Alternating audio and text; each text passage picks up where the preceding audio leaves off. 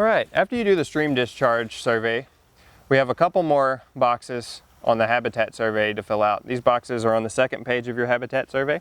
They are the land use boxes, and then there's another box where you have a couple of yes or no about certain characteristics of your stream.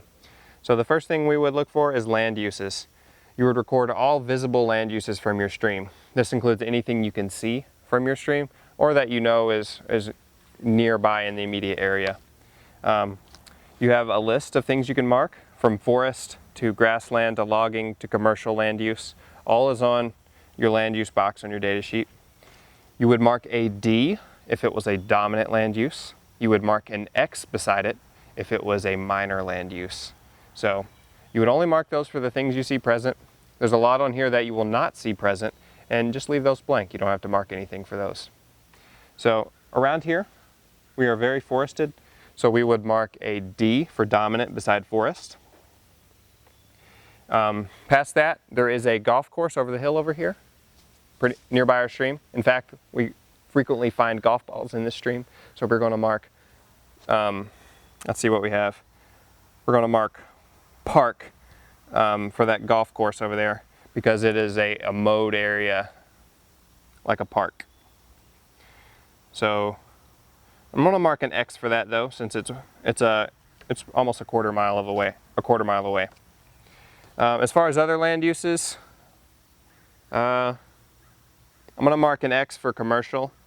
We do have a parking lot over here and a large metal building just off camera past these woods, and so I'm going to mark an X for commercial. Past that, that's about the only types of land use we have right near the stream.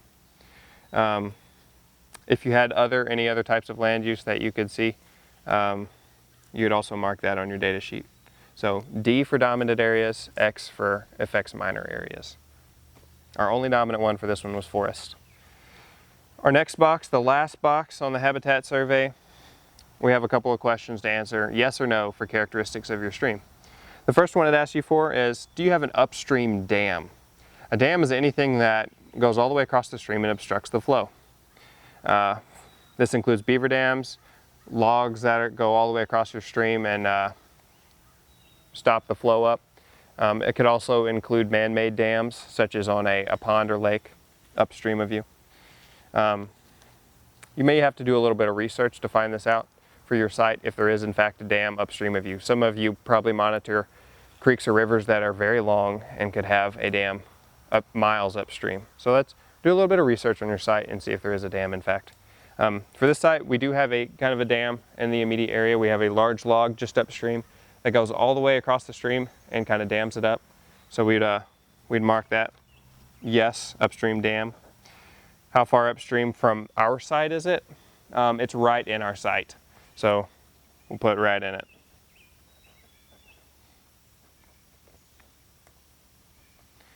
Our next question is wastewater treatment discharge. Do we have a treatment plant that treats wastewater discharging into our stream?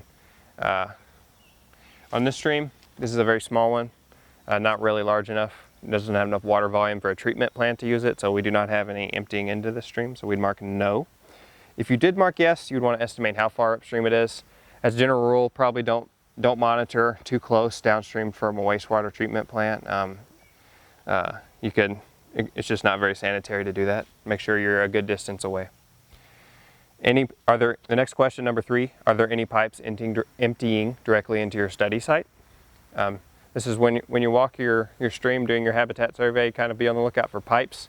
Stormwater culverts, they get the stormwater off the parking lots and urban areas, might empty into your stream, look for those sticking out of the bank. Smaller pipes, some tile drainage pipes from farmland, you might see those sticking in there to drain those fields. Be on the lookout for those. When you have pipes that empty into your stream like that, it really accelerates, can increase the velocity of your stream very quickly, because that water is just flowing straight through into your stream and can really speed up your stream and change its habitat. So for here, we do not have any pipes emptying into this stream, so we're going to mark no. Last question, question number 4, channel alteration. Has your stream been channelized? That means straightened. Usually a telltale sign of a straightened stream is it doesn't have any curves in it or meanders. It has a stabilized bank. Usually they'll put some riprap in, which is large rocks. If you've ever been on the Mississippi River or Illinois River, you'll see riprap up and down it in places. I've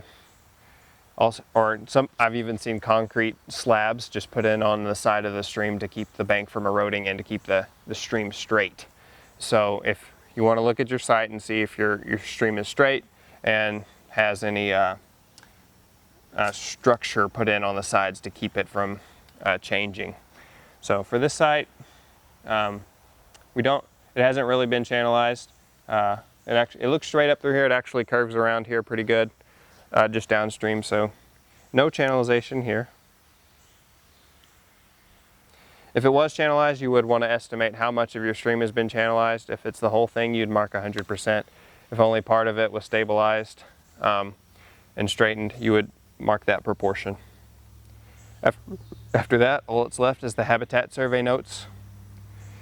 If you notice anything strange about your site or that's not mentioned in these parameters that we just asked for, write that down in the habitat survey notes. And then after you finish your habitat survey, you have a verification box at the bottom. Mark your initials on the first line and the date. You want to check through your habitat survey and make sure that you've finished all your parameters. Once you see that all your parameters have been filled in, initial in that verification box and put a date, just to ensure that everything was taken care of before you leave your stream site.